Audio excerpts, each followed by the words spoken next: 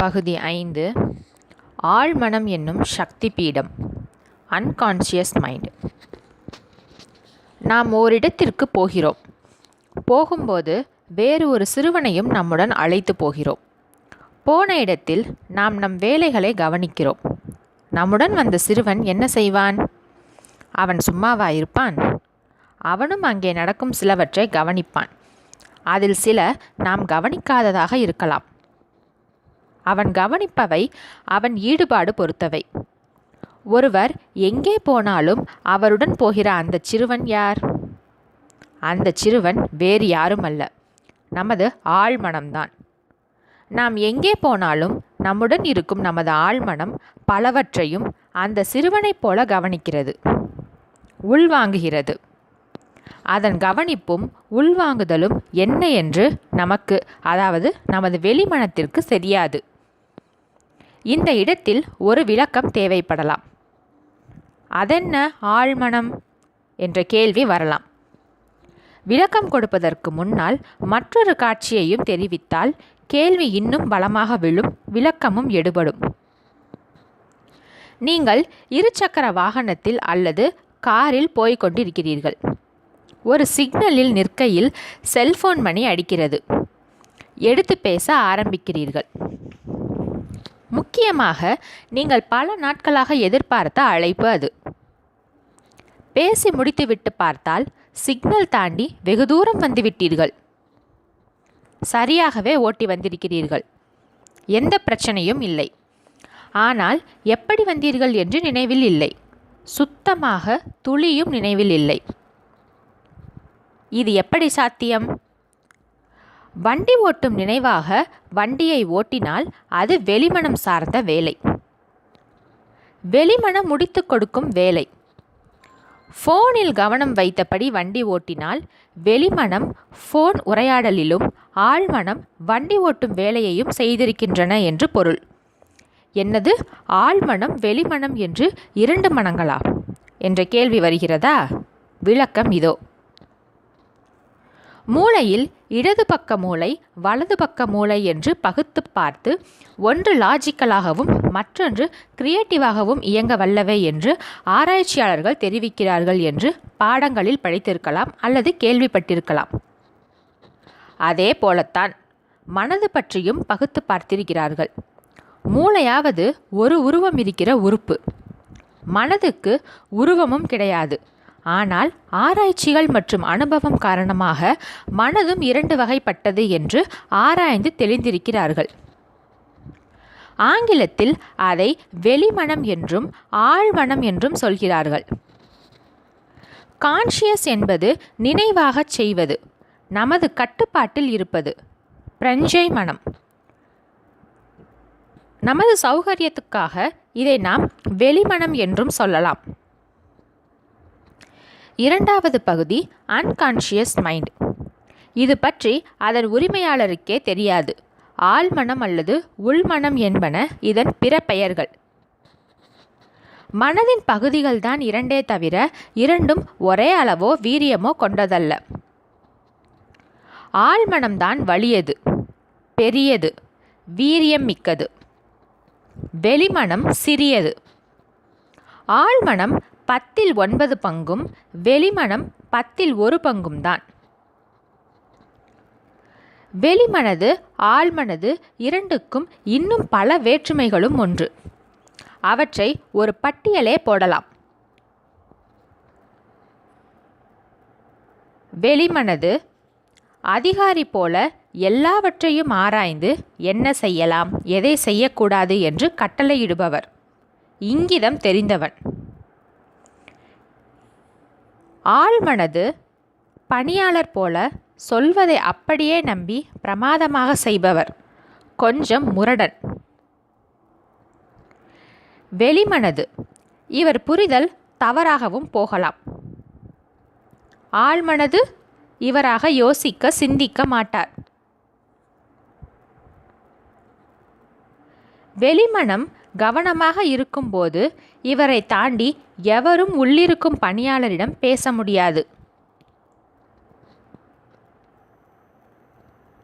வெளிமனம் அசரும் நேரம் ஆழ்மனதுக்குள் ஈஸியாக நுழைந்து விடலாம்.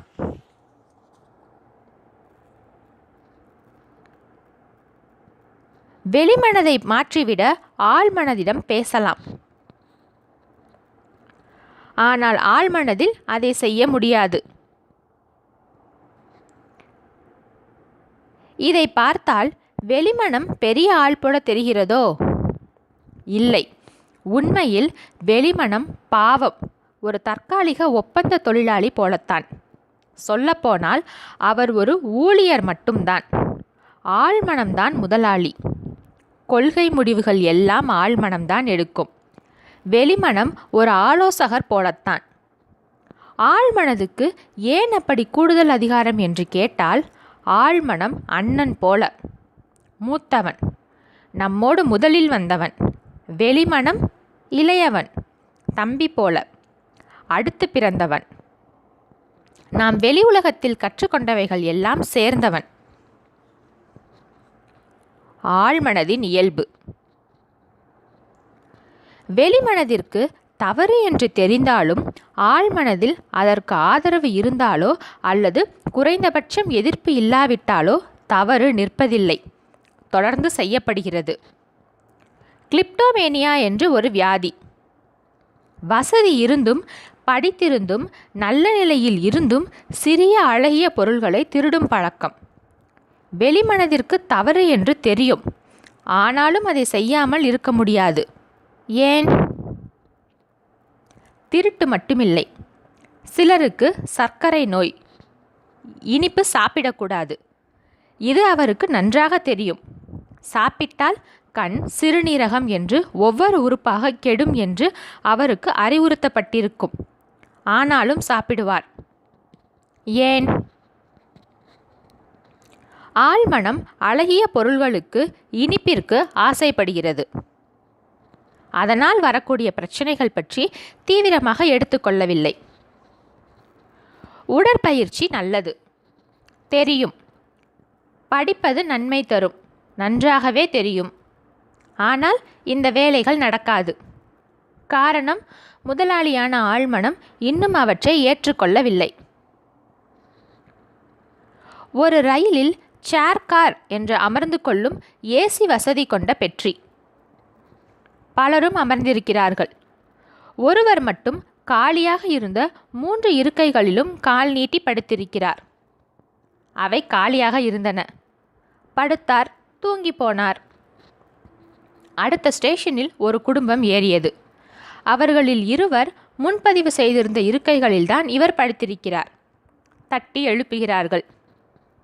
கண் விழித்து எழுகிறார். சிலர் எப்படி எழுவார்கள்? பதறியபடி எழுவார்கள். ஓ, இது உங்கள் சீட்டா, சாரி என்பார்கள். வேறு சிலர் மெல்ல கண் விழித்து என்ன என்று பார்வையாலேயே கேட்பார்கள். எழவும் மாட்டார்கள்.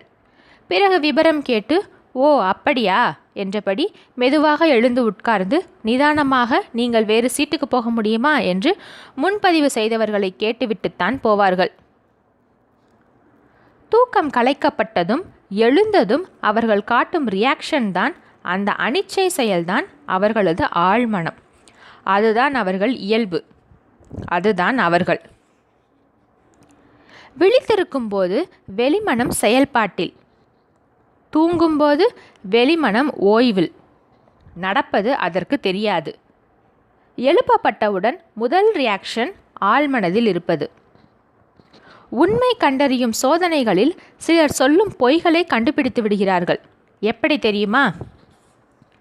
சில தகவல்களை சொல்லி அவர்கள் உடலில் ஏற்படும் மாற்றங்களை பதிவு செய்து கவனிக்கிறார்கள். அந்த குற்றவாளியோ நிரபராதியோ விசாரணையின் போது என்ன சொல்வார்? தான் தவறு செய்யவில்லை, எடுக்கவில்லை என்பது போல சொல்வார். எப்படி மடக்கி கேட்டாலும் சாமர்த்தியமாக மாட்டிக்கொள்ளாமல் பதில் சொல்லும் கல்லுளிமங்கர்கள் உண்டு. அந்த சாமர்த்தியமான செயலை செய்வது அவர்களது வெளிமனம்.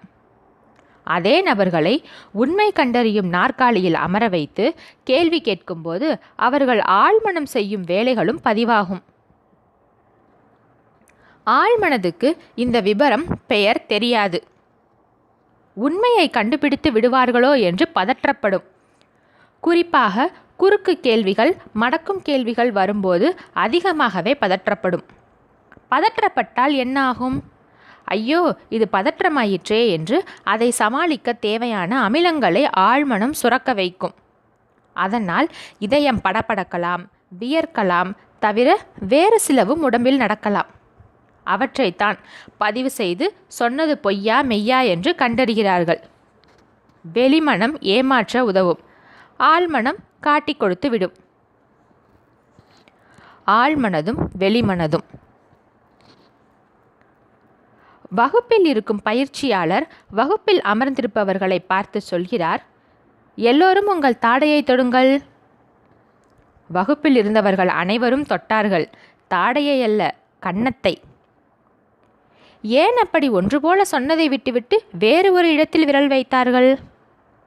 காரணம், அந்த பயிற்சியாளர் எல்லோரும் உங்கள் தாடையை தொடுங்கள் என்று சொன்னபோது வேண்டுமென்றே அவரது விரலால் அவரது கன்னத்தை தொட்டு காட்டியிருக்கிறார். அவர் வாய்மொழியாக சொன்னது தாடையை தொடுங்கள் என்று, ஆனால் செயல்படுத்தி காட்டியதோ அவரது கன்னத்தை தொட்டு. பார்வையாளர்களின் வெளிமனம் கேட்டது வேறு, அவர்கள் உள்மனம் கவனித்தது வேறு. ஆக்ஷன் ஸ்பீக் லவுடர் என்றும் இந்த பயிற்சிக்கு பின் விளக்கம் சொல்லலாம். சொன்னதைப் போல செய்வதை விட நாம் செய்வதைப் போலவே குழந்தைகள், ஊழியர்கள் செய்வார்கள் என்பதற்கும் இந்த பரிசோதனை ஒரு சான்று. What are you speaks louder than what you speak. நீங்கள் சொல்வதை விட நீங்கள் எப்படி இருக்கிறீர்கள், நடந்து கொள்கிறீர்கள் என்பது அதிக சத்தமாக கேட்கிறது. Visibility, credibility. நிறுவனங்களில் ஆய்வுக் கூட்டங்கள் நடக்கிற போது உங்கள் இருப்பை அங்கீகரிக்கிறார்களா அல்லது கவனிக்காமல் விடுகிறார்களா? நீங்கள் பேசினால் மற்ற செயல்களை நிறுத்திவிட்டு கவனிக்கிறார்களா அல்லது விட்டுவிடுகிறார்களா? மதித்து பதில் சொல்கிறார்களா இல்லையா என்றெல்லாம் யோசித்திருக்கிறீர்களா? 4 பேராக உறவினர்கள், நண்பர்கள் நிற்கையில் பேசிக் கொண்டிருக்கையில் கூட இதை நீங்கள் கவனித்து எடை போட்டு பார்க்கலாம். இதை விசிபிலிட்டி, கிரெடிபிலிட்டி என்பார்கள். இதை மேலும் விளக்குவதற்காக நடக்காத ஒன்றை உதாரணத்திற்காக கற்பனை செய்து சொல்கிறேன். நான் என்னுடைய உறவினர் ஒருவர் பெரியவருடன் பேசிக்கொண்டிருக்கிறேன். அப்போது மற்றொருவர் வருகிறார். அவர் ஒரு அரசு வேலையில் பெரிய பதவியில் இருப்பவர். என் உறவினர் அவரை பார்த்து பேச ஆரம்பிக்கிறார். தொடர்ந்து அவரை பார்த்தே பேசுகிறார். எப்போதாவது என்னை பார்க்கிறார். இடையில் நான் ஒரு கேள்வி கேட்கிறேன். அதற்கு அவர் பதில் சொல்வதற்குள் அங்கே 3ஆவதாக இருந்த அந்த நபர் வேறு ஒரு கேள்வி கேட்கிறார். என் உறவினர் நான் கேட்ட கேள்விக்கு பதில் சொல்லவில்லை. 3ஆவது நபர் கேட்ட கேள்விக்கு பதில் சொல்கிறார். சொல்லிவிட்டு அடுத்த விஷயத்துக்கு போய்விடுகிறார். எனக்கு எப்படி இருக்கும்? எனக்கு மட்டுமல்ல, அந்த நிலையில் எவர் இருந்தாலும் சங்கடமாகத்தான் இருக்கும். சங்கடங்களை விட்டுவிடுவோம். புரிந்து கொள்ள வேண்டியது என்ன? அதுதானே முக்கியம். நான் சொல்கிறேன், அந்த பெரியவருக்கு என்னை காட்டிலும் அந்த 3ஆவது நபரான அரசு அதிகாரி மீது மதிப்பு அதிகம், அல்லது அவரை இம்ப்ரெஸ் செய்ய விரும்புகிறார். நான் சொல்வது சரியா தவறா? இதில் தொடர்பில்லாத நீங்கள் ஒப்புக்கொள்வீர்கள் ஆமாம் என்று. ஆனால் அந்த பெரியவரிடம் இப்படி சொன்னால் அவர் ஒப்புக்கொள்வாரா? மாட்டார். அதெல்லாம் இல்லையே என்பார். அவரால் மட்டுமல்ல, வேறு எவராலும் அப்படி வெளிப்படையாக ஒப்புக்கொள்ள முடியாது. சொல்லப்போனால் அந்த பெரியவருக்கு அவர் அப்படி நடந்து கொண்டார் என்பது கூட தெரியாமல் இருக்கலாம். ஆமாம், அவர் அதை பிரஞ்சை பூர்வமாக செய்யவில்லை, அதாவது கான்ஷியஸாக செய்யவில்லை. அந்த அதிகாரி மட்டுமல்ல, நானும் முக்கியம் என்று வெளிமனதுக்கு தெரியும். என்னுடன் அந்த உறவினருக்கு பல பரிவர்த்தனைகள் உண்டு. அதனால் அவர் என்னிடம் அப்படி வெளிப்படையாக நடந்து கொள்ள மாட்டார். அவரது படிப்பு, அறிவு எல்லாம் அவரை அப்படி காட்டிக்கொள்ள விடாது. ஆனால் பாவம், ஆழ்மனம் என்ற அன்கான்ஷியஸ் மைண்ட், அதுதான் அந்த உறவினரை அப்படி நடந்து கொள்ள வைத்தது. அதற்கு நடிக்கவெல்லாம் தெரியாது. ஆனால் அதுதான் எஜமான், அதுதான் உண்மையான நபர். ஆழ்மனம் எதில் விருப்பம் காட்டுகிறதோ, முக்கியமென்று நினைக்கிறதோ அதை வெளிமனம் அப்படியே வெளிக்காட்டாது. அதனால் ஒருவர் என்ன சொல்கிறார் என்பதை காட்டிலும் அவர் எப்படி நடந்து கொள்கிறார், நம்மை நடத்துகிறார் என்பன பல பல செய்திகள் மட்டுமல்ல, பலமான செய்திகள் சொல்லும். சாதாரணமாக எவரும் இல்லாத போது நம்மிடம் ஒருவர் பேசுவதற்கும் மற்றவர் இருக்கும் நேரம் பேசுவதற்கும் இடையே வேறுபாடுகள் இருந்தால் அதை இந்த கோணத்தில் இருந்தும் யோசித்து பாருங்கள். ஆழ்மனங்களின் கூட்டு, கலெக்டிவ் அன்கான்ஷியஸ்னஸ். ஆழ்மனதில் இருப்பது நடப்பது அந்த மனதிற்கு உரியவருக்கே தெரியாது. அதனால்தான் அதன் பெயர் கான்ஷியஸ் இல்லாத என்ற பொருளில் அன்கான்ஷியஸ். இந்த தகவல் என்ன சொல்கிறதென்றால், பலருடைய அன்கான்ஷியஸ் எல்லாம் இணைப்பில் இருக்கக்கூடும். அவர் ஒரு NLP பயிற்சியாளர்.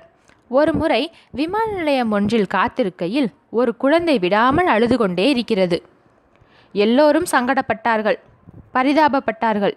இவர் அந்த குழந்தை அழுகையை நிறுத்த வேண்டும் என்று மனதில் நினைத்தபடியே தான் அமர்ந்திருந்த இருக்கையை கைவிரல் ஒன்றினால் டொக் டொக் என்று தட்டியபடியே இருந்திருக்கிறார். என்ன அதிசயம்! சிறிது நேரத்தில் அந்த குழந்தை அழுகையை நிறுத்திவிட்டது. அவர் அந்த குழந்தையின் அன்கான்ஷியஸ் மனதுடன் தொடர்பு கொண்டிருக்கிறார். வீடுகளுக்கு வெளியே, தெருவில் தரைக்கு மேலேயோ கீழேயோ தொலைபேசி வயர்கள், இன்டர்நெட் வயர்கள், மின்சார வயர்கள் என்று பல்வேறு இணைப்புகள் போகும் அல்லவா? அதுபோலத்தான் வெளிமனம் போக ஆழ்மனங்களின் இணைப்புகளும். அது தனி வயர். அந்த பயிற்சியாளர் அந்த இணைப்பு வழியாக குழந்தையின் ஆழ்மனதிடம் கோரிக்கை வைத்திருக்கிறார். கோரிக்கை ஏற்கப்பட்டது. அழுகை நின்றது. ஒருவரால் அவரது ஆழ்மனதின் மூலம் அடுத்தவரின் ஆழ்மனதிற்கு தகவல் தெரிவிக்க முடிகிறது என்பதைத்தான் இந்த நிகழ்வு காட்டுகிறது. அதே பயிற்சியில் கலந்து கொண்ட ஒரு பெண்மணி கூறினார், முதல் நாள் இரவு எனக்கு ஏதோ போலிருந்தது. மனதே சரியில்லை. இரவு முழுதும் அந்த காரணம் தெரியாத கலக்கம். மறுநாள் காலையில் செய்தி வருகிறது, அவருக்கு மிக நெருங்கிய, அவர் மிகவும் நேசிக்கும் ஒருவர் மரணம் அடைந்து விட்டார் என்று. அவ்வளவு தூரத்தில் இருக்கும் அவருக்கு முன்னிரவிலேயே தோன்றியது எப்படி? ஆழ்மனங்களின் தொடர்பு. கிரிக்கெட் விளையாட்டில் போட்டி. கையில் பேட் பிடித்திருக்கும் ஒரு அணி வீரருக்கும் அவருக்கு பந்து வீசும் எதிரணி வீரருக்குமானது அந்த போட்டி. பந்து வீச்சு சிறப்பாக இருந்தால் பேட்ஸ்மேனால் அவர் விருப்பத்துக்கு அடிக்க, ஓட்டங்கள் எடுக்க முடியாதுதானே? டெண்டுல்கர் போன்ற சில வீரர்கள் பேட் செய்யும் போது எதிரணி பந்து வீச்சாளர் பந்தை எங்கே வீச வேண்டும் என்பதை அவர்கள் முடிவு செய்து, அதாவது அவர்களுக்கு சாதகமான இடத்தில் அந்த பந்தை வீச வைப்பார்களாம். ஆடுகளத்தில் பிட்சில் அந்த குறிப்பிட்ட இடத்தை ஒரு பார்வை பார்ப்பதன் மூலமாக. இது எப்படி?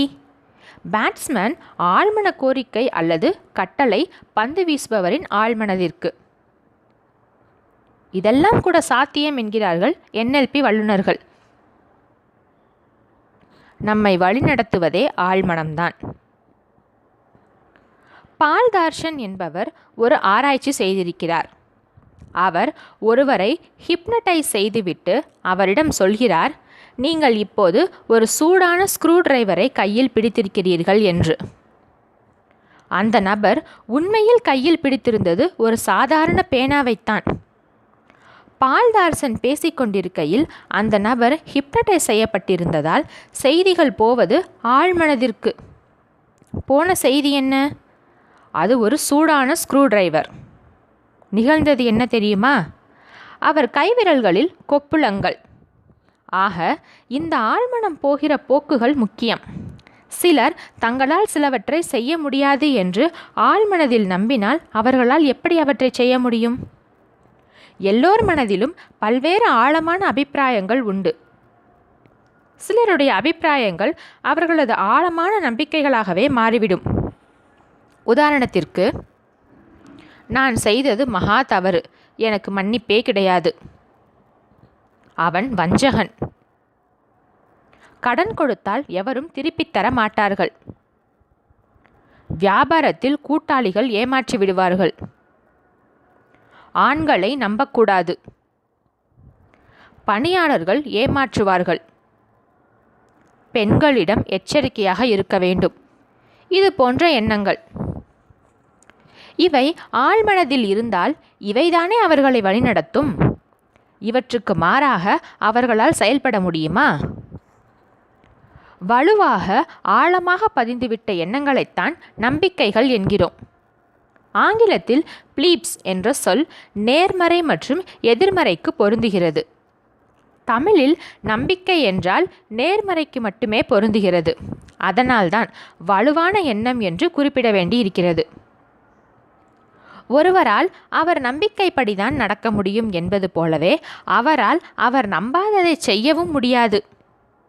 ஒருவர் எனக்கு மேடை கூச்சம் உண்டு, என்னால் பேச முடியாது என்று ஆழமாக நம்பினால் அவரால் அவரை மீறி ஏதும் செய்ய முடியாது.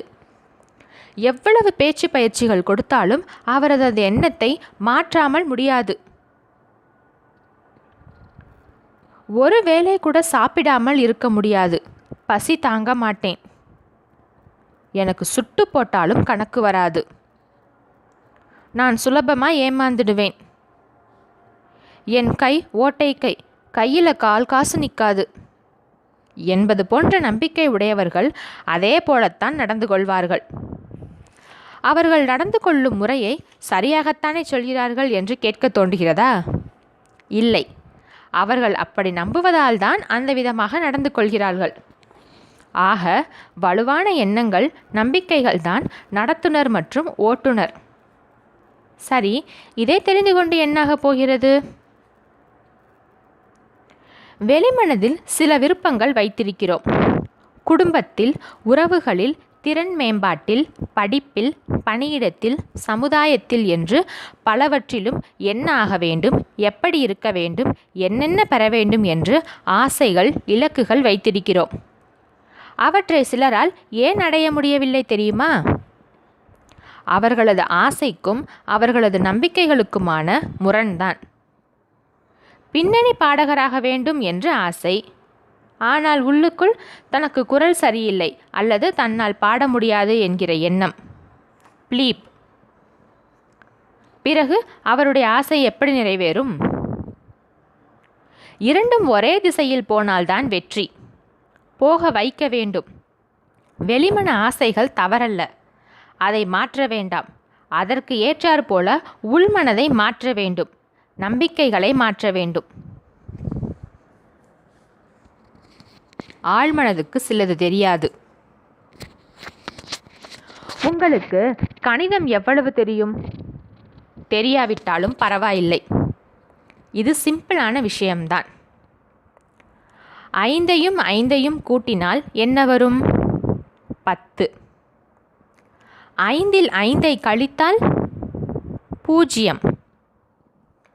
5ஐயும் 5ஐயும் பெருக்கினால் 25.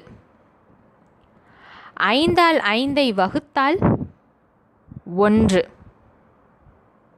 அடுத்த கட்டத்துக்கு போவோமா?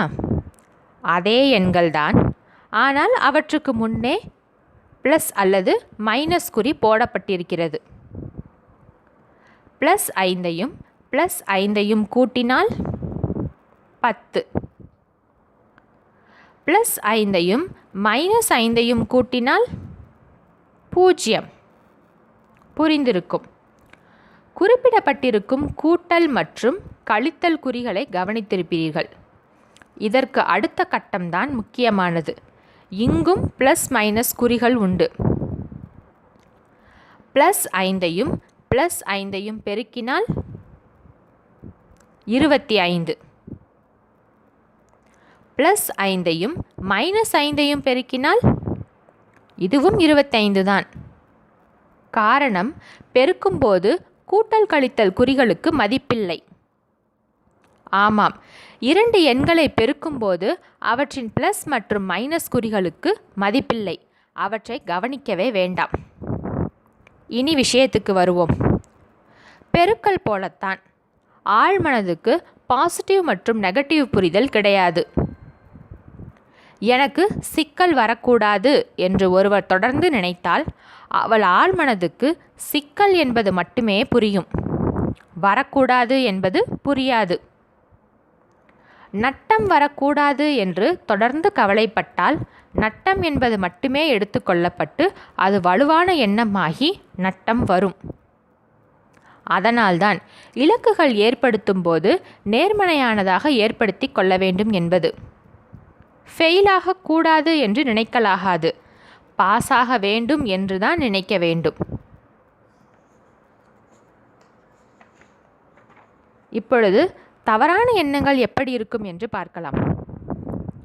இறந்துவிடக்கூடாது, தோற்கவே கூடாது, நட்டம் வேண்டாம், இவைகள் தவறான எண்ணம். சரியான எண்ணம் இப்படித்தான் இருக்கும். நீண்ட ஆயுளுடன் வாழ வேண்டும், வெற்றி பெற்றே ஆக வேண்டும், லாபம் வேண்டும். கணக்கு பார்த்துவிட்டோம், கொஞ்சம் தமிழும் பார்ப்போமே. ஆமாம், NLPயை விளக்க தமிழும் கண்டிப்பாக உதவும். முதலில் கீழே கொடுக்கப்பட்டுள்ள 2 பாடல்களை பார்த்து விடுங்கள். பிறகு விஷயத்துக்கு வருவோம். முதலில் உலகநாதர் என்பவர் எழுதிய உலக நீதி புராணம். ஓதாமல் ஒரு நாளும் இருக்க வேண்டாம், ஒருவரையும் பொல்லாங்கு சொல்ல வேண்டாம், மாதாவை ஒரு நாளும் மறக்க வேண்டாம், வஞ்சனைகள் செய்வாரோடு இணங்க வேண்டாம், போகாத இடந்தனிலே போக வேண்டாம், போகவிட்டு புறஞ்சொல்லி திரிய வேண்டாம். இப்படியே பல பத்திகள் எழுதியிருக்கிறார். அடுத்து வடலூர் ராமலிங்க அடிகளார் எழுதிய திருவருட்பாவை பாருங்கள்.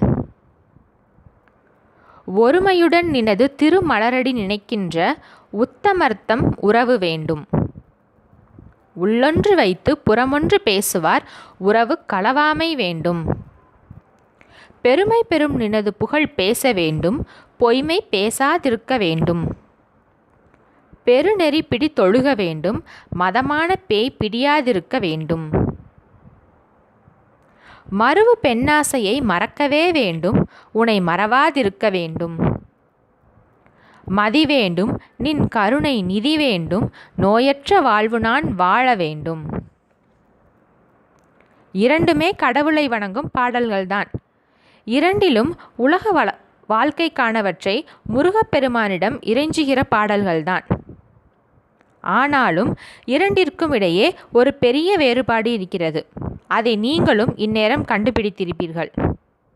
ஒன்று எதெல்லாம் வேண்டாம் என்கிறது, மற்றொன்று எதெல்லாம் வேண்டும் என்கிறது. ஆழ்மனதிற்கு வேண்டும் வேண்டாம் என்ற வேறுபாடு தெரியாது. எந்த சொல் பயன்படுத்தப்படுகிறதோ அதை வேண்டும் என்று எடுத்துக்கொண்டு விடும். உதாரணத்திற்கு, ஒருவரையும் பொல்லாங்கு சொல்ல வேண்டாம் என்ற பரிந்துரையை வெளிமனம் அப்படியே எடுத்துக்கொள்ளும். ஆனால் ஆழ்மனம் பொல்லாங்கு என்பதை மட்டும் எடுத்துக்கொள்ளும். அதற்கு இலக்கணம், வாக்கிய அமைப்பு எல்லாம் தெரியாது. ஆக எப்போதும் நல்லதையே நினைக்க வேண்டும், நல்லதையே பேச வேண்டும், நேர்மறையான சிந்தனையுடனே அணுக வேண்டும். மனிதன் அவன் நினைப்பதுவாகவே ஆகிறான்.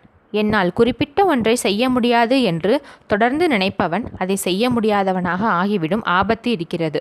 மாறாக ஒருவன் ஒன்றை செய்யும் திறன் இல்லாமல் இருந்தாலும் கூட என்னால் முடியும் என்று தொடர்ந்து நம்புவதன் காரணமாக அவன் நாளடைவில் அதை செய்யும் திறன் அவனிடம் சேர்ந்துவிடும். கூறியவர் மகாத்மா காந்தி.